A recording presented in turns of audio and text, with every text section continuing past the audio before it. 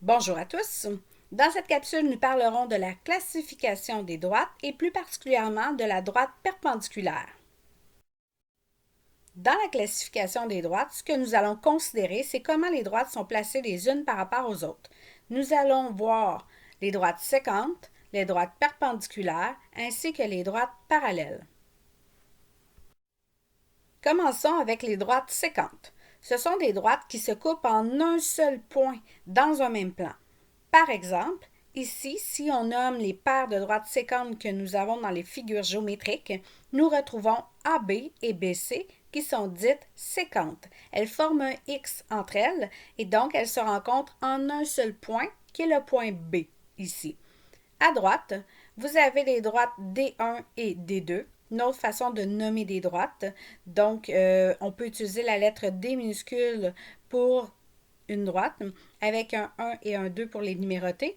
Alors qu'à gauche, comme vous avez pu remarquer, il faut nommer deux points sur la droite pour pouvoir nommer une droite. À noter qu'il n'y a pas de symbole pour le mot droite, contrairement au mot segment que nous avions vu plus tôt. Ainsi, lorsque on veut nommer une droite, il faut écrire le mot droite.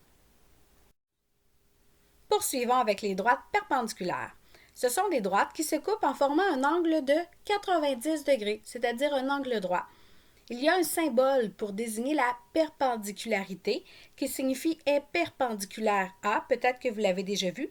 Il s'agit d'un T majuscule à l'envers, donc je rappelle que c'est le symbole de la perpendicularité. Maintenant, nous allons voir la construction de droites perpendiculaires. D'abord, sachez que les instruments utilisés seront le compas ainsi que la règle.